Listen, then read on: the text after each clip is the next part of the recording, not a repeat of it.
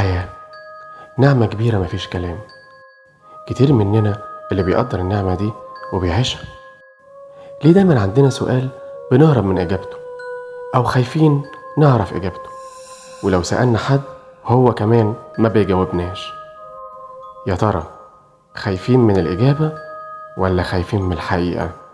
لأن ساعات كتير قوي الحقيقة بتبقى أغرب من الخيال بكتير قوي.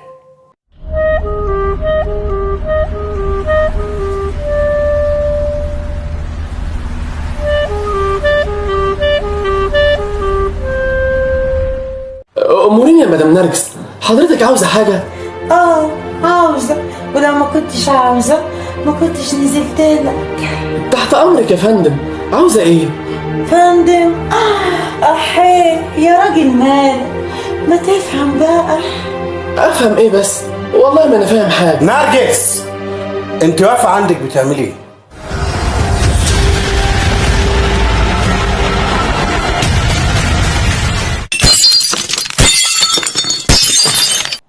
يا خرابي، الراجل راح في شربة مية.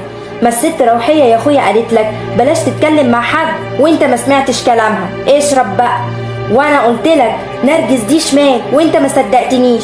عاجبك بقى الموقف اللي انت بقيت فيه دلوقتي؟ عاجبك؟ الله يخرب بيتك يا كاميليا، هو في ايه؟ مالك اتفتحت زي القطر كده ليه؟ اسكتي شويه بقى. يا ساتر. حاضر يا دكتور، اتكتمنا اهو. يا خبر ابيض يا استاذ نائل، يعني معلم شلبي جه ونرجس دي واقفه على باب شقتك؟ ما هو سامحني برضه يا ابني، شكلها مش ظريف، ولا انت ايه رايك؟ معاك حق طبعا يا دكتور، وكمان دي مش أول مرة. لكن والله الذنب مش من عندي، هي اللي بتحاول تتقرب مني بطريقة مش كويسة، وأنا والله بحاول أصدها كتير، وخصوصا بعد لما الست روحية شافتها عندي ونبهت عليا. جبتش حاجة أنا من عندي؟ خلاص يا كاميليا. طب وايه اللي حصل يا استاذ نائل بعد كده؟ بصراحة لما المعلم شلبي زعق أنا قلبي وقع في رجلي، لكن اللي حصل بعد كده خلاني متلخبط أكتر. خير يا ابني، ايه اللي حصل؟ اللي حصل يا دكتور،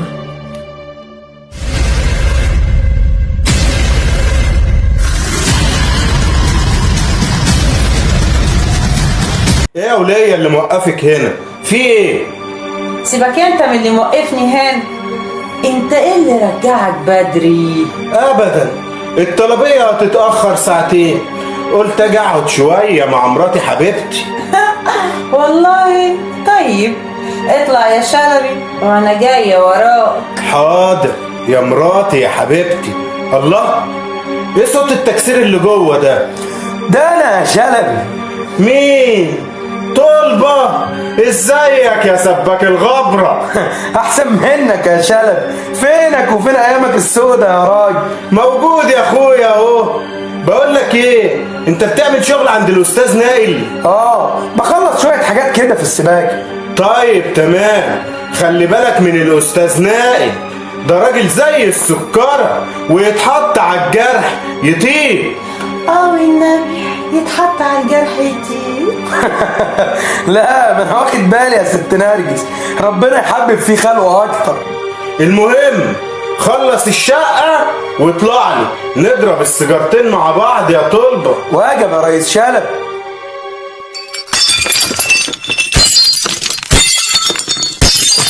يا لهوي، يخرب بيتك يا شلبي. بس ده اللي قدرت عليه، بدل ما كنت تطلع تجيبها من شعرها الولية الهشكة دي. الله، وبعدين يا كاميليا اسكتي شويه. اعمل ايه يا دكتور؟ ما انا متغاظه من الولية اللي اسمها نرجس دي، ولا المدهول جوزها شلبي ده طلع عادي خالص. مالكيش دعوه بحد يا كاميليا، خليكي في حالك. حاضر يا دكتور، اهو اتكتمت اهو. طيب تحب ترتاح شويه يا استاذ نائل ونكمل بعدين؟ حاضر يا دكتور، اللي تشوفه. بس كنت عاوز أقول لك على حاجة يا دكتور غريبة حصلت. حاجه غريبه؟ خير يا ابني، اتفضل قول. لما المعلم شلبي طلع ساب مدام نرجس واقفة معايا، وأنا لسه هقول لها معلش عشان عاوز أدخل، بصيت لقيت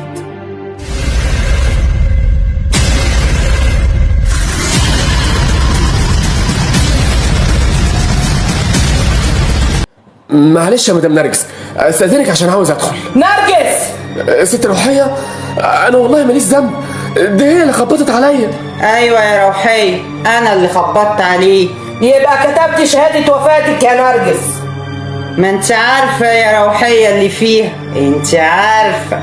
انت شكلك اتجننتي خلاص.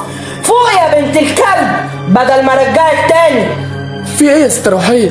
بالراحه طيب عليها، حرام. ادخل واقفل الباب بقولك، ما تطلعش من شقتك غير لما انزلك، فاهم؟ حاضر حاضر يا ست روحيه، حاضر. اما انت بقى حسابك معايا عصير يا نرجس الكلب. لو قطعتيني يا روحية مش هسيبه، مش هسيبه.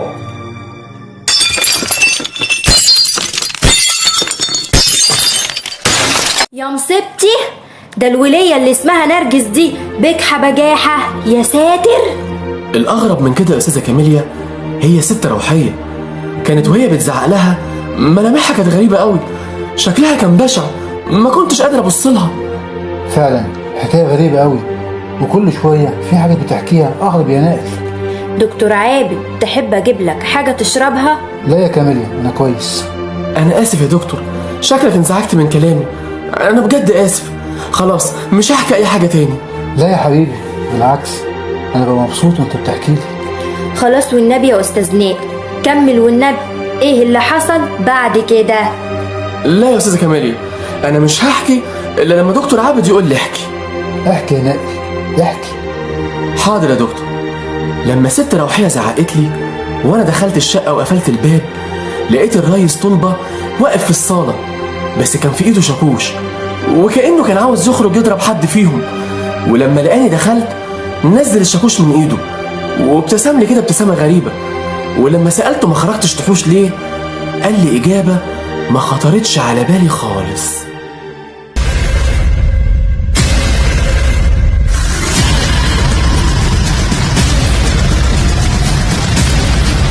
الله، خير يا ريس طلبه، ما خرجتش تحوش في الخناقه ليه؟ لا يا استاذ، ما هم واخدين على كده. واخدين على كده؟ هما مين دول؟ الست روحيه ونرجس يا ما اتخانقوا. ايه ده؟ هو ست روحيه ومدام نرجس يعرفوا بعض قبل كده؟ امال لو انت ما تعرفش ان الست روحيه ونرجس يبقوا.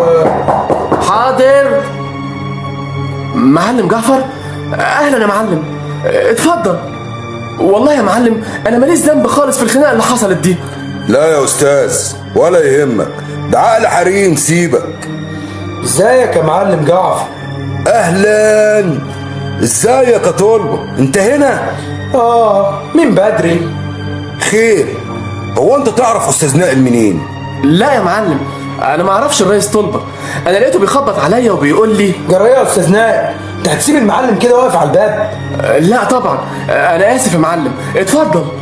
يزيد فضلك يا ابو الكرم، ولا مؤاخذه يا استاذ، تسيب الباب مفتوح عشان اشوف الصبيان وهم مطلعين الحاجه. حاضر يا معلم، اتفضل. وانت عامل ايه يا معلم جعفر؟ والله وحشني، فين ايامك الحلوه يا راجل؟ ايه ده؟ هو انتم تعرفوا بعض يا معلم؟ امال ده طلبه ده حبيبي، مع ان بعد كل السنين دي واخد على خاطري منه. خلاص بقى يا معلم جعفر، اللي فات مات. خير يا معلم جعفر، هو كان ايه اللي حصل؟ خلاص بقى يا استاذ، ما تفكروش، اللي حصل حصل. والله يا استاذ نائل، انا كل لما بفتكر دم بيفور. اهو مش قلت لك يا استاذ نائل بلاش تفكروا. خلاص يا معلم، انا متاسف، احنا ولاد النهارده. على رايك يا استاذ، احنا ولاد النهارده، اللهم اخزيك يا شيطان. بمناسبه النهارده بقى، هو انت تعرف طلبه منين يا استاذ نائل؟ ابدا يا معلم، الريس طلبه خبط عليا وقال لي ان السكان اللي تحت بيشتكوا ان شقتي بتنقط عليهم ميه من الحمام، وطلع يصلح السباكه عندي. نعم، سكان مين يا استاذ؟ انت الشقه اللي تحتيك مخزن ومقفوله. ايه انت بتقول يا معلم جعفر؟ زي ما بقول لك كده يا استاذ، وطلبه ده يبقى اخو روحيه مراتي، وما كانش زمان موافق على جوازنا، فهمت بقى؟ معلم جعفر انا مش فاهم حاجه. جرايه طلبه، ما تفهمنا انت يا اخويا ايه الحكايه؟ انا هقول لك كل حاجه يا استاذ نائل. الحكايه